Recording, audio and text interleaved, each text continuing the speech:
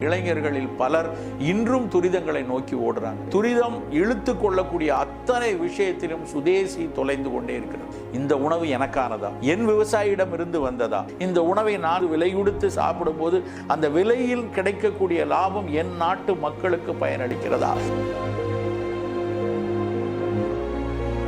இளைஞர்கள் ஈர்க்கப்படுவது பல நேரங்களில் துரிதங்களை நோக்கி, வேலை நிமித்தமாகவோ நேரமின்மை நிமித்தமாகவோ அதில் காட்டக்கூடிய குதூகலங்கள் நிமித்தமாகவோ இளைஞர்களில் பலர் இன்றும் துரிதங்களை நோக்கி ஓடுறாங்க. அவர்கள் மிக மிக சுயசார்பு சிந்தனையோடு பார்க்க வேண்டிய ஒரு விஷயம், இன்றைக்கு துரிதம் இழுத்து கொள்ளக்கூடிய அத்தனை விஷயத்திலும் சுதேசி தொலைந்து கொண்டே இருக்கிறது. இந்த சுதேசியம் தொலைய ஒரு சூழல்ல முழுக்க உணவு கலாச்சாரம் வேறு யாரோ ஒருத்தர் அதை நம்மை வழிநடத்துவது போல, நீ எதை சாப்பிடணும், நீ எதில் குதூகலிக்க வேண்டும், எது உனக்கானது, எது உன் உடலுக்கு ஏற்றது என்று எங்கேயோ யாரோ ஒருத்தர் நிர்ணயித்து அதை நமக்குள் திணிக்கக்கூடிய ஒரு சூழல் இன்னும் பல மடங்கு பெருகும். இன்றைக்கே பெருகி இருக்கிறது, இன்னும் பல மடங்கு பெருகும்.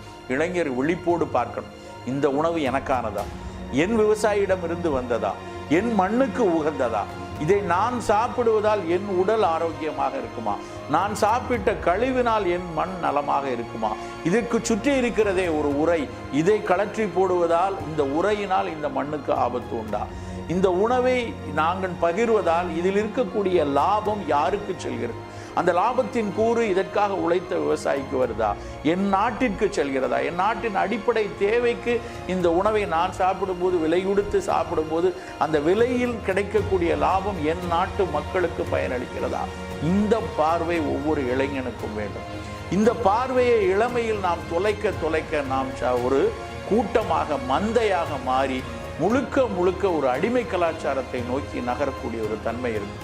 அந்த தன்மையிலிருந்து விலகுவதை இளைஞர்கள் இந்த விவசாயம் என்கிற ஒரு புள்ளியிலிருந்து யோசித்தால் சமூகத்தினுடைய அத்தனை பிரச்சனைகளையும் நாம் தவிர்ப்பதற்கான சரியான மனிதர்களாக உருவாவோம்.